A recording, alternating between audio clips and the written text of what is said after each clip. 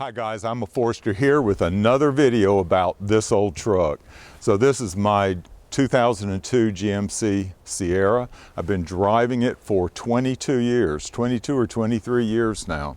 I don't recall exactly when I bought it in 2002. But I made a video earlier this week about replacing this truck. I've been shopping around looking at multiple dealers, Ford, Chevys, Hondas, Toyotas primarily. And the number one recommendation that y'all made was that I shouldn't replace it right now, I should wait, and I should just put some money into it. So I thought I'd make a quick follow-up video.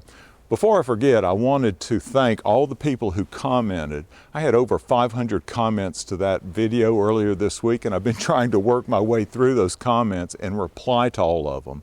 I've always taken pride in replying to the comments, but I've never had this many comments to a video before. So thank you for subscribing. If my channel's a little bit different, I review things that I'm into at the time. For instance, I'm into watches, so you'll see some watch reviews. I'm into fountain pens, and these are my Pilot Metropolitans. I plan to do another video later today about my pens. I'm also, and one of the first things I was into was knives, and this is a Benchmade that I'm carrying right now. And after knives, I sort of got into guns. That was back after the Great Recession. This is a Car PM9 that I'm carrying. So you'll see a wide variety of videos if you stick around, but eventually you'll find something that you like. So just pass over the ones you aren't interested in, and something will come around eventually that you do like.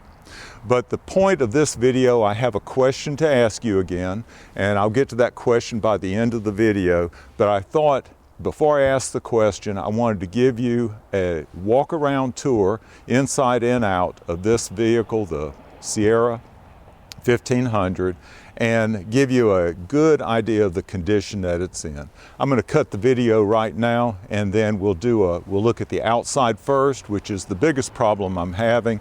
We'll look at the engine, and then we'll go inside the cab. Stay tuned. All right, I'll begin the tour, and you can see the number one problem that I'm having is with the paint job. Now, it held up very well. You can see earlier videos that I've made about this vehicle, but it held up well for the bulk of the life of this vehicle. But it's deteriorated very quickly over the past 2 or 3 years. So this has never been garaged. It's always sit right here in my driveway. And you can see the clear coat finish is coming off pretty badly. It's coming off on the hood and also on the top of the cab. Other than that, and I'll just walk around a little bit, so while I'll comment on things, I put new tires on the vehicle maybe a year and a half ago, something like that, so the tires are in good shape. And I did plan when I put those on to drive it and get some use out of them. So you can see here on the side, the paint's in pretty good condition. It's coming off in places like right there. I did have a scrape when I was backing out of a garage, I believe, and it's starting to rust. I need to do something with that. You'll notice a piece of trim missing right here. That came off. I can still open I can probably do it one-handed. I just have to catch this bar in here and lift up on the knob while I pull that bar. So let me go around to this side.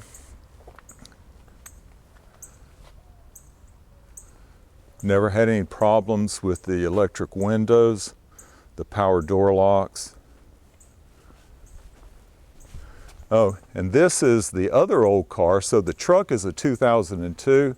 This Buick Regal was my mother's. It's a 2003. And I will have to say, this is the most reliable vehicle that I have. I've never had a bit of problem with it, and it's probably the car that I drive the most.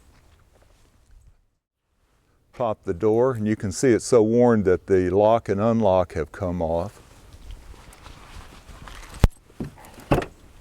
Now, I did not do anything to clean out this truck, but I do want to start it up for you. So I have a companion out here. I don't know where she got off to. Gabby, Gabby, come here. Let's go for a ride. Oh, here she comes. She does not like the cold. She's little Miss Priss. Gabby, come on. Come on. Jump in. Okay, I got her in the truck. Move over, I'm getting in. So let me show you the seats. The seats are in excellent condition. It's clean. This is where Gabby rides, right here, not on my gloves, but she sits up there when we go for a ride. She likes to see out. So both seats are in good condition. Everything is in pretty good working order.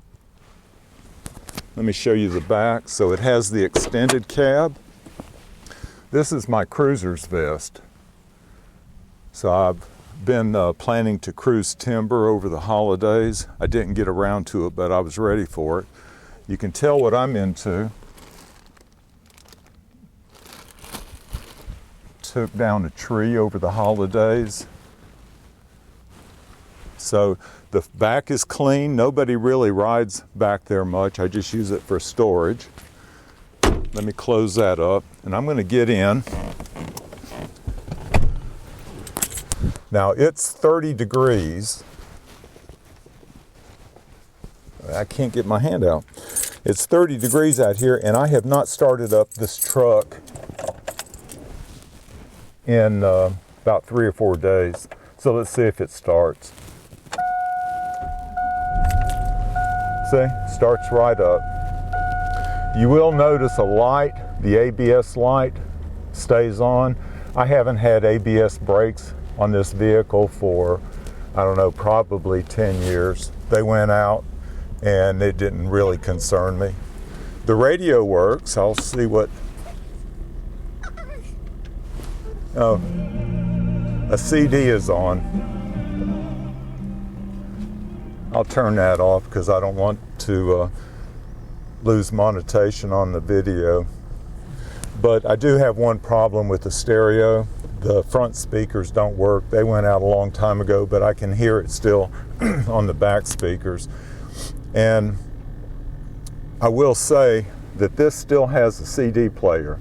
That's one thing that I learned in shopping around, that new vehicles don't have CD players.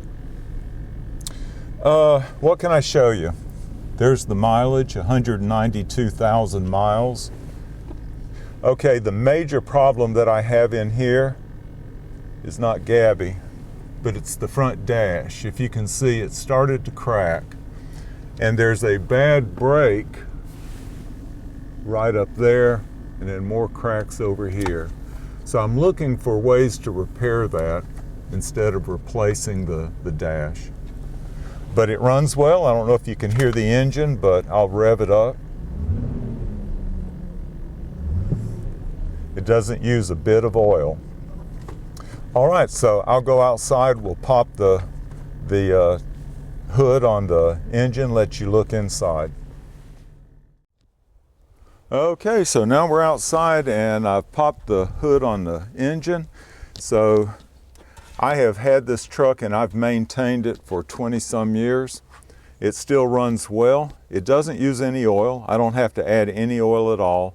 I change it roughly between 6 months and 12 months. And it depends on how much I drive it. And I just changed the oil. So the only thing that I've done to it recently is I did replace the battery. I had some problems with hard starts. It was sort of odd. I didn't immediately think of the battery as being the reason, but I did replace the battery and that solved it. The only issue that I'm looking at with the engine is there's a leak in the head gasket. It's not a bad leak. In fact, if you look on the pavement, like, let's see if I can get it, like right there, it does leak a little bit. You can see a little bit of oil there. So where I park it here, there is a little bit of oil spotting, but I'm probably going to have that done. I don't think I'll do it myself, But that's the only thing on the engine that needs work right now.